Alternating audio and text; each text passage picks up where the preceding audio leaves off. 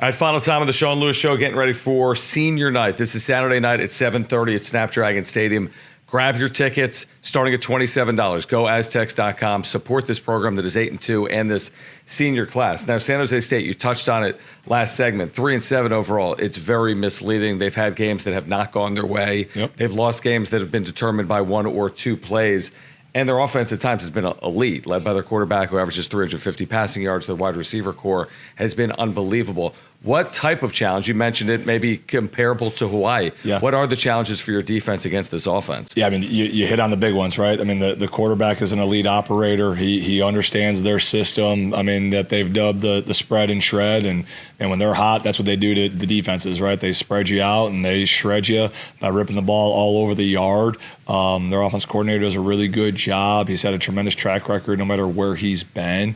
They have 3 wide receivers that are the most talented guys that we've seen, like the collection. I mean, they are elite playmakers that'll probably be playing on Sundays. Their slot, number 10, like, he's a problem now. I mean, he finds ways to find zones. He's got top end speed, and then 1 and 4 on the outside are really dynamic players as well, right? So we got to do a good job, obviously impacting and affecting the passer. Easier said than done because he knows where his relief answers are. He gets the ball out quick, and as far as much is made and how much they prioritize throwing the football, they're very diligent in finding good runs as well. And if you don't equate numbers right in the box, they'll own the box and they'll, be patient and needle you with the run game. And they've created some explosive runs as well. So very balanced attack, make you defend every single blade of grass, have tremendous respect for how they go about it. And it's going to be a tremendous challenge for our guys. Defensively, I mean, tons of credit to their offense. And just like you said, I mean, they have some real weapons out there, and it'll be a task to slow them down.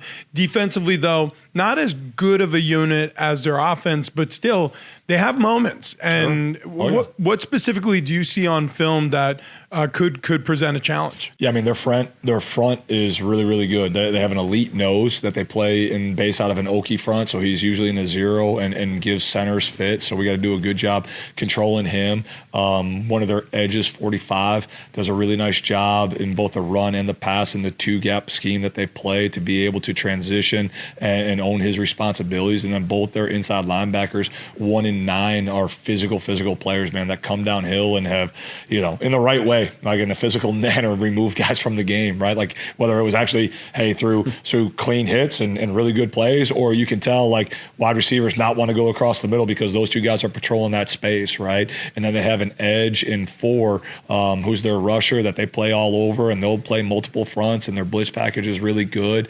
So they stress you out with that front, and the front protects the back end.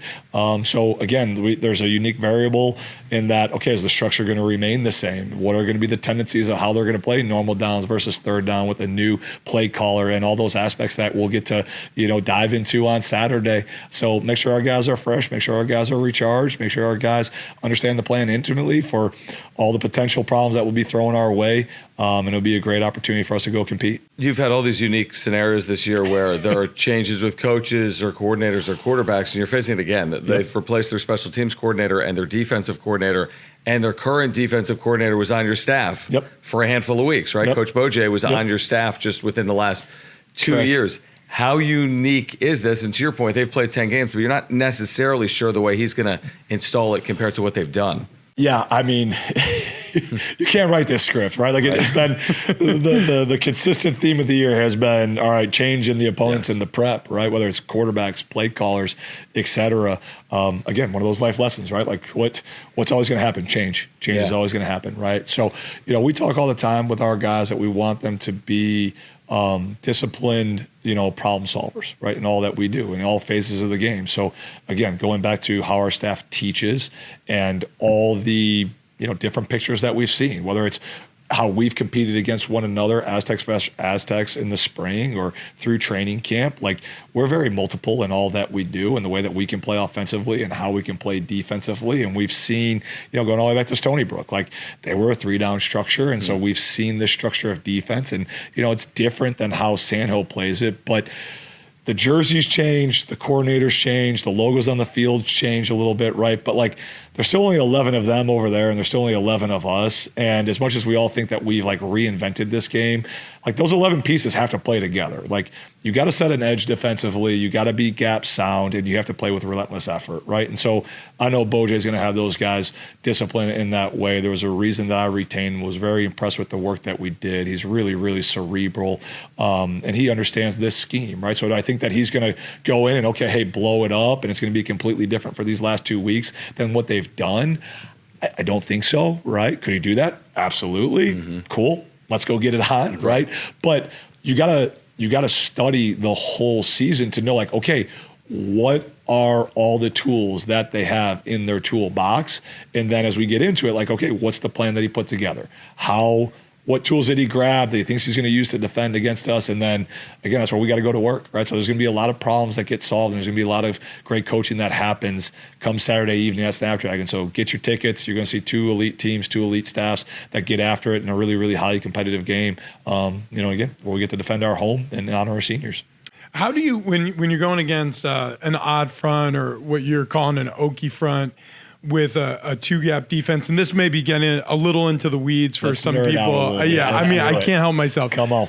But like, do you in your mind's eye, do you visualize that defense as more of like a 3-man surface with the backers behind it, or do you look at it with fast fill linebackers, like they'll come downhill in the game as almost like a bear front, like a 5-down front. That's like, hey, these are our guys that we want to get our biggest, baddest 5 blockers on these guys. Yeah, I mean, so it's how downhill, how aggressive are they? Do they play in their Okie? Is it a stack alignment, or are they more gapped, right? You kind of approach it in different angles from that regard, right? So these guys don't play a true stack approach. They're more gapped out, right? And then the front is able to match and marry to the back end, right? So got to get a little bit bigger probably. Again, kind of a necessity with what's going on with Nape and all the different things. But it's a unique challenge, right? And again, like not knowing exactly, all right, well, how is Coach Bojay going to go about it? Is he going to allow his guys to play off the ball and trust the guys to 2-gap it up front, or is he going to fire them and go and try and dictate? Like, knowing his personality and seeing his demeanor, like he ain't one to sit back and be dictated to. So I think he's going to probably come downhill and fire all barrels at us. Maybe so it'll be a fun challenge again to see him, to say hello, and then again, like, have tremendous respect for Coach Ken and obviously for the time that I spent with Bojay and all that they're going through, and again, the response that I know that their team's going to have, right? They got pride in their program, and those guys have an opportunity to go compete. And again, like we've talked at length about, these opportunities are very, very few and far between. So they're going to honor the game. We're going to honor the opponent. We're going to go get it on and, see how it all sorts out. And we will be on the call, and we hope that you will be in the stands for San Diego State and San Jose State Senior Night, Snapdragon Stadium, 7:30. Again, our pregame coverage at 5:30. Tickets starting at just $27, plus concession specials, plus senior night, plus the Aztecs trying to get to 9-2 overall and 6-1 in the Mountain West. Rich, great stuff. See you Saturday night. You got it. Sean, we appreciate your time. And, we'll see you Saturday this weekend against San Jose State. Sounds great, guys. Thanks. Go Aztecs. Right. For the head coach of the Aztecs, Sean Lewis, and for Rich Orenberger, I am John Schaefer. San Diego State and San Jose State coming up Saturday night. This has been the Sean Lewis Show on San Diego Sports 760.